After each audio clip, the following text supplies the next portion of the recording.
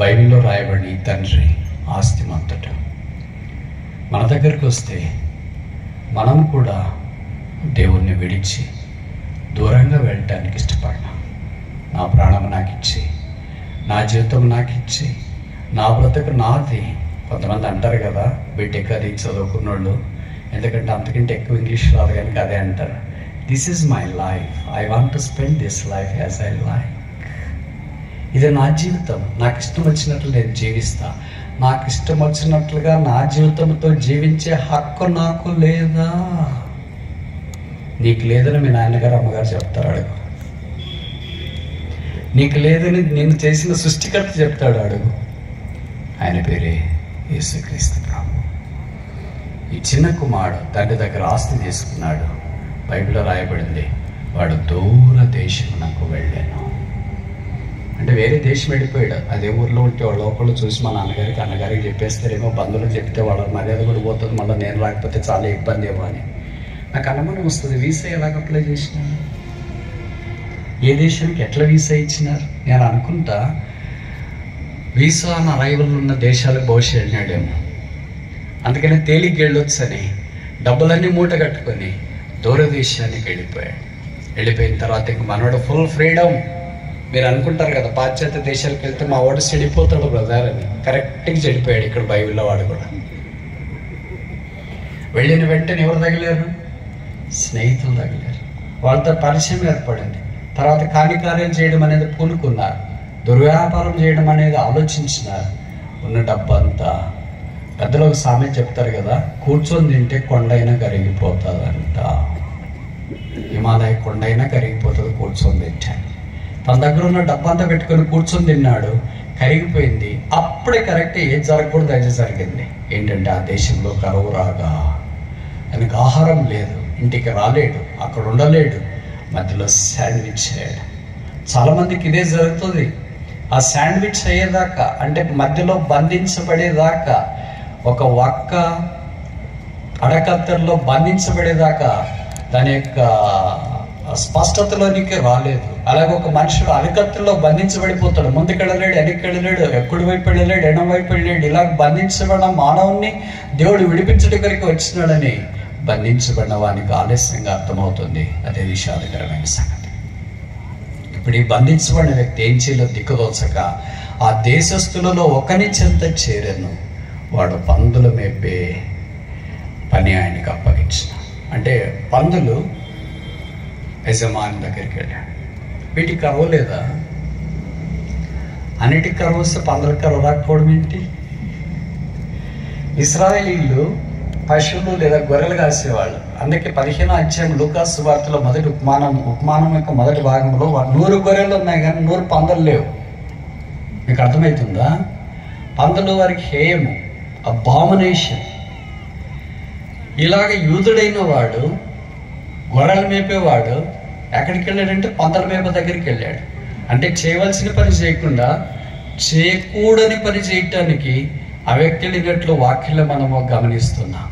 దాని ద్వారా ఎంతో నష్టపోయాడు. పందుల కంపు, పందుల వాసన, పందుల యొక్క భాష కూడా భవిష్యత్తే నేర్చుకున్నాడేమో, మాట్లాడినా కూడా అదే సౌండ్ వస్తుందేమో, తిరిగినా అలాగే తిరుగుతున్నాడేమో. అయితే every dog have its own day అంటాం కదా, ప్రతి కుక్కకు ఒక దినం వస్తుందని. ఈ వ్యక్తికి కూడా ఒక దినం వచ్చింది. ఇప్పుడు అనుకున్నాడు, నా తండ్రి, ఇంట్లో ఉన్నాయన తండ్రి, దూరదేశం వెళుతున్న తండ్రి, పందుల దగ్గరికి వెళ్ళిన తండ్రి. తండ్రి పెడుతూ మారదు, తండ్రి మనసు మారదు, తండ్రి సంబోధన మారదు. అందుకే కుమారుడేమనుకున్నాడు, అక్కడ ఉన్నాయనా అని చెప్పలే, పెద్ద అయినా అని చెప్పలే, మా నాయన అని చెప్పలేదు, నా తండ్రి, మై ఫాదర్. నా తండ్రి ఇంటి అనేక మంది దాసులు, ఆహారం సమృద్ధిగా ఉంది. దాసులు అన్నకు కాదు, అంటే సామాన్యమైన వారికి కూడా ఆహారం సమృద్ధిగా ఉంది. నేనైతే ఇక్కడ ఆకలికి చచ్చిపోతున్నాను. చచ్చే స్థితిలోనికి వచ్చాడు. బ్రతికిన స్థితిలో నుండి చచ్చే స్థితిలోనికి తండ్రి యొక్క సన్నిధిలో నుండి దాటిపోయిన ప్రతి ఒక్కరికి జరిగే సంభవం ఇది. అయితే ఇప్పుడు ఒక ఆలోచన వచ్చింది, నేను తిరిగి ఇక్కడి నుండి లేచి నా తండ్రి దగ్గరికి వెళ్ళాలని అనుకున్నాడు. బైబిల్లో రాయబడిన మాట చూడండి, లూకాసు సువార్త 15వ అధ్యాయం, లూక్ చాప్టర్ 15. లూకా సువార్త 15వ అధ్యాయం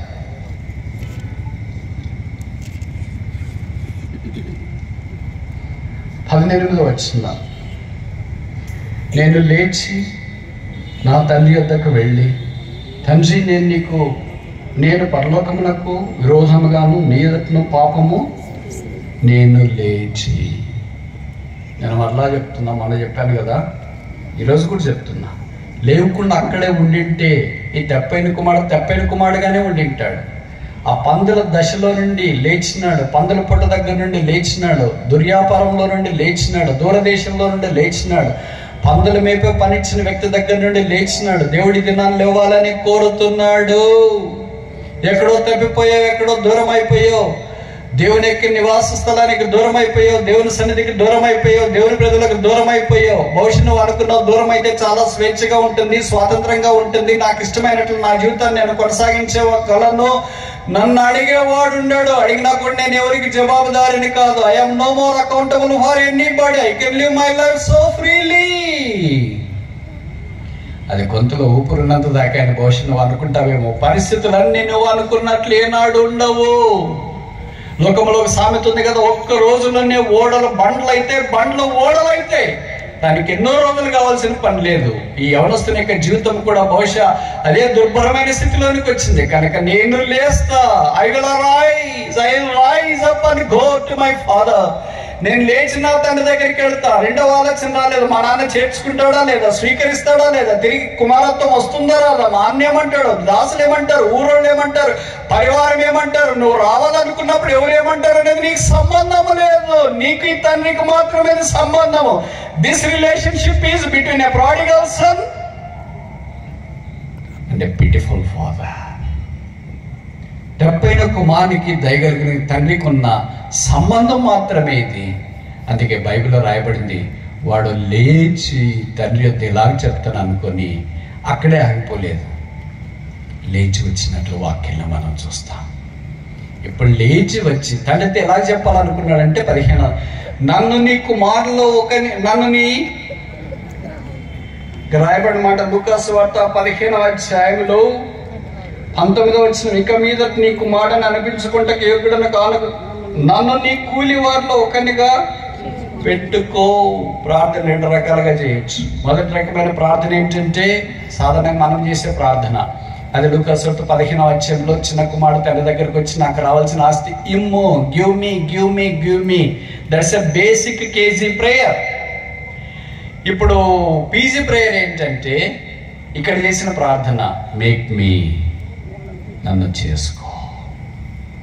ఇప్పుడు క్రైస్తవ లోకానికి సవాల్ ఏంటంటే మనం చేసే ప్రార్థన గివ్ మీనా, మేక్ మీనా. 99% మంది విశ్వాసులు, ప్రార్థన చేసే క్రైస్తవులు ఇదే ప్రార్థన చేస్తారు, గివ్ మీ.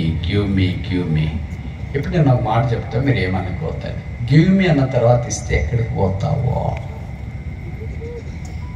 అర్థమైందా నేను చెప్పే మాట? తండ్రిని చిన్న కుమారుడు గివ్ మీ, ఇవ్వు అని అడిగాడు, ఇస్తే ఎక్కడికి వెళ్ళాడు? ఆ ప్రార్థనకి జవాబు వస్తే ఎంత నష్టం ఉంది. అందుకే కొన్నిసార్లు ప్రభు మనకి జవాబు వేయడేమో వెంటనే. అది ఇప్పుడు మేక్ మీ అనే ప్రార్థన చేసినాడు, నన్ను చేర్చుకో లేదా నన్ను అలా చేసుకో. ఆ ప్రార్థనకి జవాబు వస్తే ఏమవుతుంది? ఆ ప్రార్థనకి జవాబు వస్తే తిరిగి కూలివాడు కాదైనా, దాసుడు కాదైనా, ఇప్పుడు తండ్రితో పాటు సమానత్వం గల కుమారత్వంలోనికి వచ్చినట్లు వాక్యాన్ని మనం చూస్తాం. ఇప్పుడు వాడు బయలుదేరి లూకా సువార్త 15వ అధ్యాయం 20వ వచనం. వాడు ఇంకా దూరముగా ఉన్నప్పుడు తండ్రి వాణిని చూచి కనికరపడి పరిగెత్తి. తండ్రి వాణిని చూచి, ఇప్పుడు చూడండి, మీ ఊర్లో ఎవరో ఒకళ్ళు వస్తుంటారు అనుకో, తండ్రి ఆ వ్యక్తిని ఎలా చూస్తారు? ఎంతో మంది దారిపడి వస్తుంటారు కదా. భవిష్యత్ తండ్రి లోపలికి వెళ్ళకుండా బయటే ఉన్నాడేమో ప్రతి ఉదయం నుండి సాయంకాలం దాకా. ఉదయం సూర్యుడు ఆరంభించే కొద్ది సూర్యుడు ముగించేదాకా లేదా అస్తమించేదాకా బయటే ఎదురు చూస్తున్నాడేమో. ఎవరన్నా వచ్చి అడుగుతారు, ఏంటండి బయట కూర్చున్నారంటే, కొడుకులేడండి, వెళ్ళిపోయాడు, వస్తాడేమో అని ఎదురు చూస్తున్నాను. మరే మీకు పిచ్చా? ఎన్నేళ్ళు అయిపోయింది ఇలాగా? ఏదో మొదటి రోజున, మొదటి వారం, మొదటి మాసం, మొదటి సంవత్సరం అంటే ఎదురు చూడొచ్చు. ఇన్నేళ్ళు అయిపోయింది. వాడు ఇంటికి వస్తాడంటే వచ్చేవాడంటే ఎప్పుడో వచ్చింటాడు, రానివాడు కనుక అసలు రాకుండా ఆగిపోయాడు. అని ఇరుగు పొరుగు ఎన్ని మాటలు అన్నారు, కానీ తండ్రిలో కుమారుని కొరకైన మమకారం ప్రేమ తగ్గిపోలేదు. వాడు ఇంకా దూరంగా ఉన్నప్పుడు చూచినాడు. తండ్రి కళ్ళు చూస్తాయి, వేరే వాళ్ళ కళ్ళు అయితే శపిస్తాయేమో. అందుకే వాడు ఇంకా దూరంగా ఉన్నప్పుడు తండ్రి పరిగెత్తుకొని పోయాడు. బైబిల్లో దేవుడు పరిగెత్తిన స్థలాలు రెండే. మొదటిది పాత నిబంధన యెషయా 6లో, రెండోది కొత్త నిబంధన లూకాసు 15లో.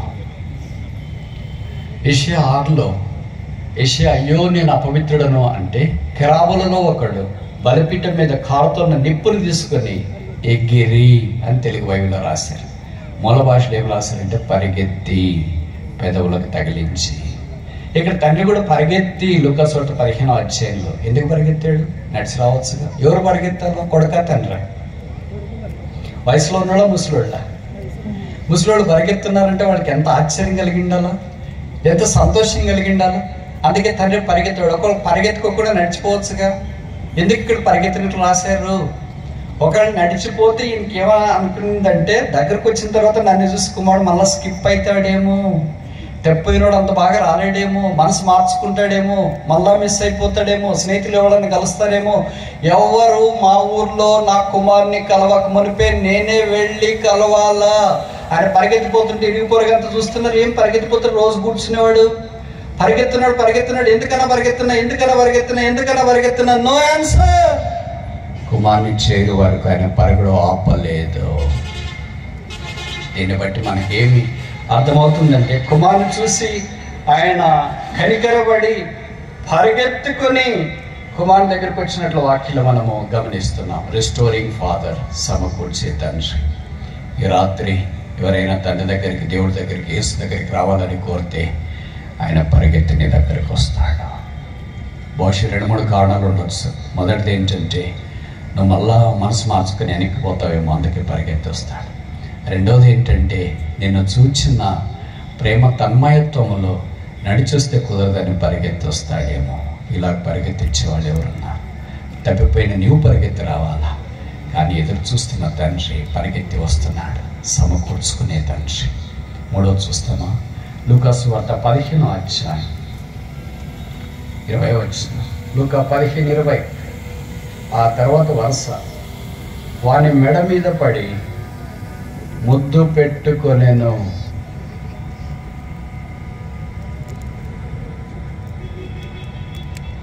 వాని మెడ మీద పడి ముద్దు పెట్టుకొనెను. మెడ మీద ముద్దు.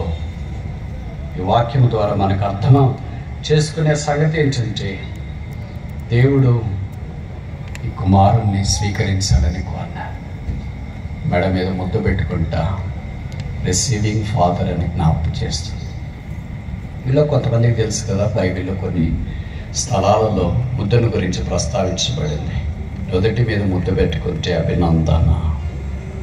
మీ కొడుకో కూతురు జిఆర్ఈ నోట్ ఆఫ్ ఎలో నీట్ క్లియర్ చేసినందుకు మంచి ర్యాంక్తో మమ్మీ అని నీ దగ్గరకు వచ్చిన వెంటనే నీ మనసు అంతా ఒక్కసారిగా ద్రవీభవించిపోయి నుదుటి మీద ముద్దు పెట్టుకుంటా.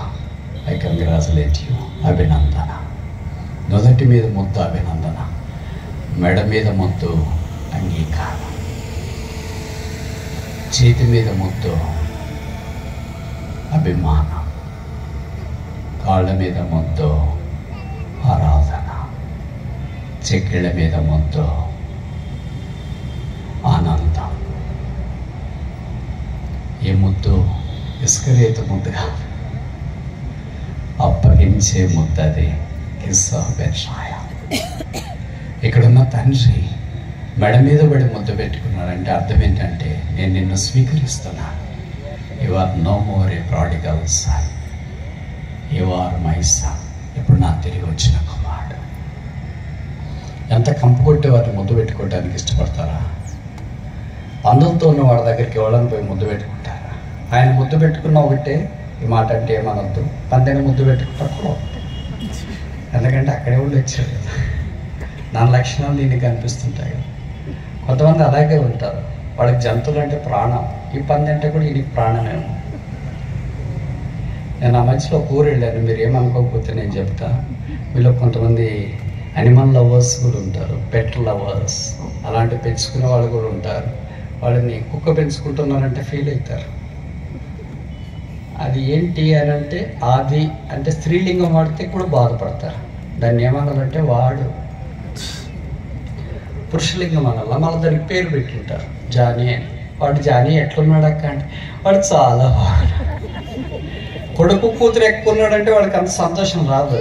వాడు జానీ ఎట్లున్నాడంటే చాలా బాగున్నాడు అక్క. అలా కొంతమంది పిల్లి పెంచుకునే వాళ్ళు ఉంటారు. ఇలాగ రకరకాల పెట్ అనిమల్స్ పెంచుకునే వాళ్ళు ఉంటారు. నేను ఆ మధ్యలో ఒక దేశానికి వెళ్ళాను. ఇలాగ ఆరాధన కార్యక్రమంలో వాక్యం ప్రకటించిన తర్వాత మన ఇండియన్స్ అక్కడ పోయి సెటిల్ అయిపోయారు. భార్య భర్తలు, వాళ్ళ 2 పిల్లలు ఉన్నారు. వాళ్ళు మీటింగ్ అయిపోయిన తర్వాత కలవటానికి వస్తే వాళ్ళు వచ్చి నన్ను కలిసినారు. ఏంటక్కంటే వాళ్ళు మాట్లాడమారంభించినారు. ఆమె ఏడుస్తుంది, భర్త మా వైపు చూస్తున్నాడు. ఇది రొటీన్గా జరిగే సీన్ ఎక్కడైనా. సరే, ఈ సీన్లన్నీ మాకు అలవాటే కనుక ఆ ఏడ్చేదాకా ఏడవని అంటారు. అది ఏడ్చిన తర్వాత మళ్ళీ ఆయనేం చెప్పలేడు, ఈమె చెప్పాలా, ఎందుకంటే మామూలు మిషన్ లెర్నింగ్ కదా. అందుకని ఏంటక్క అని అడిగితే ఏం లేదు బ్రదర్, చాలా బాధ అయింది. 1 వారం క్రితం దాంట్లో నుండి కోలుకోలేకపోతున్నాను బ్రదర్. నాకు భయం వేసి, భర్త పక్కనే ఉన్నాడు, పిల్లలు కూడా పక్కనే ఉన్నారు. వాడు అమ్మగారు చనిపోయారా, నాన్నగారు చనిపోయారా, ఏం చనిపోయారో ఏం మాట్లాడాలో తెలియక నేను మౌనంగా వాళ్ళే జవాబు చెప్తారేమో అని ఎదురు చూస్తున్నాను. ఆ తర్వాత చెప్తుంది, బ్రదర్ మా పెట్ చనిపోయింది, నేను పెంచుకున్నది చనిపోయింది అని. దానికి ఇంత బాధపడుతుంది ఏంటబ్బా, మా దగ్గరకి ఎప్పుడు చనిపోతుందో అని ఎదురు చూస్తాం. అందుకే కొంతమంది అంటారు, భారతదేశంలో మనిషి కంటే పాశ్చాత్య దేశంలో కుక్కకి ఎక్కువ ఘనత ఉంటుంది, ఎక్కువ సౌకర్యం ఉంటుంది, ఎక్కువ డబ్బులు దానికి. మనకు $100 నెలంతా బతుకుతాం కదా, దానికి $200 ఉంటే 216 దాదాపు 20,000 దాకా ఖర్చు పెడతారు. అయినా దాన్ని ఎంత భద్రంగా చూసుకుంటారు. సారీ, అదంటే వాళ్ళు ఫీల్ అవుతుంటారు ఎవరైనా లైవ్ చూసేవాళ్ళు, వాడిని ఎంత భద్రంగా చూసుకుంటారో. సరే, ఇప్పుడు ఆమె ఏం చెప్తుందంటే సైలెంట్గా మొబైల్ ఓపెన్ చేసి నా ఫోటో చూపిస్తుంది. ఏంటి ఫోటో చూసిన తర్వాత నాకు షాక్. వాడు అమ్మ ఫోటో కదా, నాన్న ఫోటో కదా, కొడుకు ఫోటో కదా, ఎవరితో మనుషుల ఫోటో కాదు, కుక్క ఫోటో అసలే కాదు, పిల్లి ఫోటో అసలే కాదు. ఏంటి ఆ ఫోటో కేసేస్తారా మరి? చిలుక, ప్యారెట్. ఈ చిలుక బ్రదర్ నేను పెంచుకున్నాను, చనిపోయింది, నాకు కూడా చావాలనిపిస్తుంది. ఓ గాడ్, వాట్ ఇస్ దిస్? ఏదో భర్త చనిపోతే, భార్య చనిపోతే, కొడుకు కూతురు అమ్మ నాన్న ఇలాగ చనిపోతే బాధపడుకునే సహజం మనిషి. కనుక చిలక చనిపోతే కూడా బాధపడుతుందంట. ఎంత బాధపడుతుందంటే దాంట్లో నుండి ఆమె బయటికి రాకుండా బాధపడుతుంది. ఇప్పుడు నాకేంటంటే ప్రార్థన మనవి, ఏమని ప్రార్థన చేయాలి, వాళ్ళకి ఆదరణ కావాలని ప్రార్థన చేయాలి. రకరకాల అనుభవాలు. ఎవరైనా మనుషులు బాగాలేకపోతే ప్రార్థన చేయండి బ్రదర్, ఆదరణ కొరకు అంటే సరే, ఆదరణ కొరకు ప్రార్థన. చిలక చనిపోయింది ప్రభా, అక్కడ ఆదరించని ఎలా ప్రార్థన చేయండి? అడిగే వాళ్ళకి ఏమో అనిపించట్లేదు కానీ చేసేవాడికి అనిపిస్తుంది కదండి. కానీ స్కిప్ చేసి ప్రార్థన చేసిన వాళ్ళకి అది వేరే విషయం. అలాంటి వాళ్ళు మేము చాలామందిని చూసింటాం కదా ప్రపంచం అంతా. 70 దేశాలు తిరిగాం కనుక ప్రపంచంలో రకరకాలైన క్రైస్తవులు చూసింటాం కనుక ఏది వాళ్ళు ప్రార్థన మనం చెప్తారు, అది వాక్యానుసారమైంది, దేవుని చిత్త ప్రకారం అయితే ఓపెన్గా ప్రార్థన చేస్తాం. అది దేవుని చిత్త ప్రకారం కానీ వాక్యానుసారంది కాదు అని అనుకున్నప్పుడు కొద్దిగా స్కిప్ చేసి ప్రార్థన చేస్తూ ఉంటాం. అది మామూలుగా జరిగేది. అంటే నేను ఇక్కడ ఏం చెప్పదలుచుకున్నాను అని అంటే, ఏ జంతువుతో ఉంటే ఆ జంతువు వాసన వస్తుందంటే వీళ్ళకి, అదే దానికి సంబంధించింది వస్తుందంట. మీకు కూడా అలాంటివి ఉంటే బహుశా అలాగ వస్తుందేమో, పక్కన దూరంగా ఉండండి. ఇప్పుడు పందుల పొట్టుతో ఉన్నాడు కనుక ఇంకా అదే వాసన వచ్చిందేమో. అయితే తండ్రి వాని మెడ మీద పడి ముద్దు పెట్టుకుని నేను వాక్యంలో మనం గమనిస్తున్నాం. ప్రభుకు స్తోత్రాలు. దేవుడు అంగీకరించేవాడు, రిసీవింగ్ ఫాదర్. ఆ తర్వాత జరిగింది ఏంటంటే 4 చూస్తాం. లూకాసు వార్త 15వ అధ్యాయం. Luke chapter 15. లూకాసు వార్త 15వ అధ్యాయం. లూకాసు వార్త 15వ అధ్యాయం. Luke chapter 15 22. అయితే తండ్రి తన దాసులను చూచి ప్రశస్త వస్త్రము త్వరగా తెచ్చి వీని కట్టి వీని చేతికి ఉంగరం పెట్టి పాదములకు చెప్పులు తొడిగించుడి, క్రొవ్విన దూడను తెచ్చి వధించుడి. Rewarding father. ఇవన్నీ బహుమానాలు. నాకు ఒక పూట భోజనం పెడితే చాలా, కూలివాడిగా చేసుకుంటే చాలని తప్పని కుమారుడు తండ్రి దగ్గరికి వస్తే అవన్నీ తండ్రి మర్చిపోయి ఇప్పుడు చక్కటి స్నానం చేయించినాడు. స్నానం ఎన్ని రోజులు అయిందో చేయక, ఇప్పుడు డో పెట్టినా కూడా క్లీన్ కాడు అనుకుంటా, హెడ్ అండ్ షోల్డర్ పెట్టినా కూడా క్లీన్ కాడు అనుకుంటా. ఇంకా ఎన్నిసార్లు స్నానం చేసాడో. స్నానం చేసిన తర్వాత మంచి వస్త్రాలు తొడిగించినారు, ఉంగరం పెట్టినారు, చెప్పులు వేసిన. ఇప్పటిదాకా చెప్పులనే తెలియదు. మనవాడు కాళ్ళని కాయలుగా స్పెయింట్ ఏమో, ఈ చేతులేమో ఆ పందుల దగ్గర అంతా తిరిగినాయి కదా. ఇప్పుడు దీనికి ఉంగరం వచ్చేసింది. ఇప్పుడు అంతా కొత్త బ్రాండ్ న్యూ పర్సన్.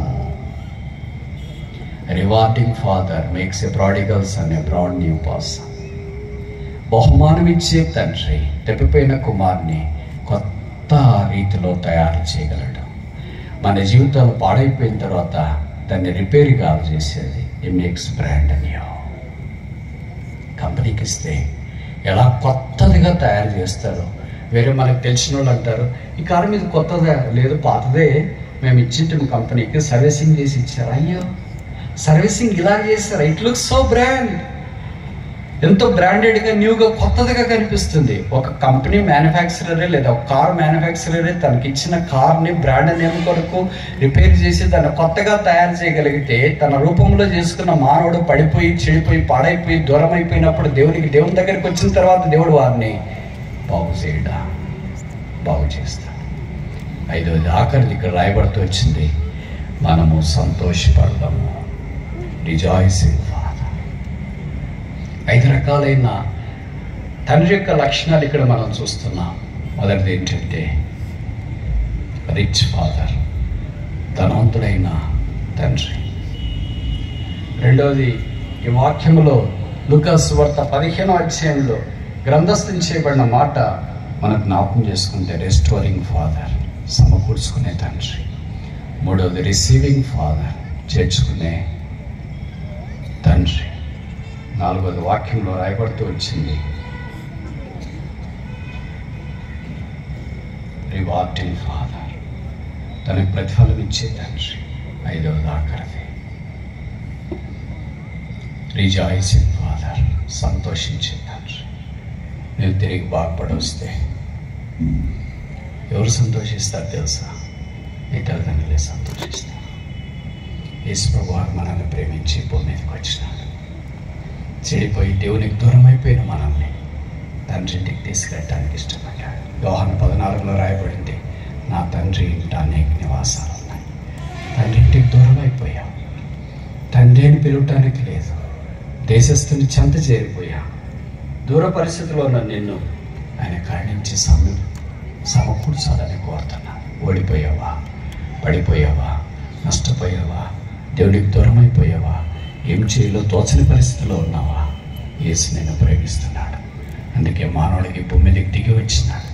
మనుషుల కొరకై శిలువ మీదకి వెళ్ళాడు. ఆయన తల మీద ముళ్ళ కిరీటం, ముఖం మీద ఉమ్మి, చేతుల్లో మేకులు, దేహమంతా కొడదెబ్బలు, ప్రక్కలో బల్లెపోటు, ఆ శిలువలో రక్తము కార్చి ప్రాణాన్ని అప్పగించి చనిపోయి సమాధి చేయబడి తిరిగి 3వ దినాన్ని లేచి పరలోక స్థలంలో మహామహునికుడి పాసమున ఆసీనుడైనాడు. బైబిల్ సెలవిస్తుంది, యేసు రక్తం ప్రతి పాపం నుండి మనల్ని కడిగి పవిత్రులుగా చేస్తుంది. నీ జీవితాన్ని ఎవరు మార్చలేకపోయారు కదా. అంత చీకటి అలమర్పించింది కదా.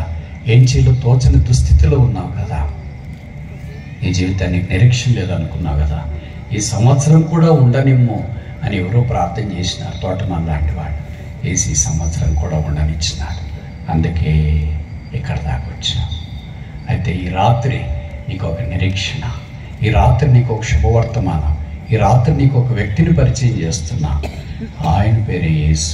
ఆయన శాంతి, సమాధానం ఇచ్చేవాడు, నెమ్మది ఇచ్చేవాడు, ఆనందం ఇచ్చేవాడు, కన్నీరు తుడిచేవాడు, గాయాలు కట్టేవాడు, జీవితాన్ని మార్చేవాడు, పాపాన్ని క్షమించేవాడు, పరిశుద్ధపరిచేవాడు, పరిస్థితులను చక్కదిచ్చేవాడు, అన్నీ తన రూప ప్రకారం, ఇష్ట ప్రకారం చక్కగా సమకూర్చేవాడు. ఈ లోకాన్ని విడిచిపెడితే పరలోకానికి తీసుకెళ్ళేవాడు. ఇవన్నీ ఉచితం, యేసుక్రీస్తులో ఉచితం. ఆ యేసుకు నీవు కుమారుడివే, నీవు కుమార్తెవే. నువ్వు చెడిపోయినా, పాడైపోయినా, పతనమైపోయినా తల్లి కుమారుడే, కూతురే. వారెంత చెడిపోయినా కూడా వీడు నా కూతురు కాదని కోపంలో అన్నా, నా కొడుకు కాదని కోపంలో తిట్టినా వాడు నిన్ను దాటిపోలేడు. నేను నా జీవితం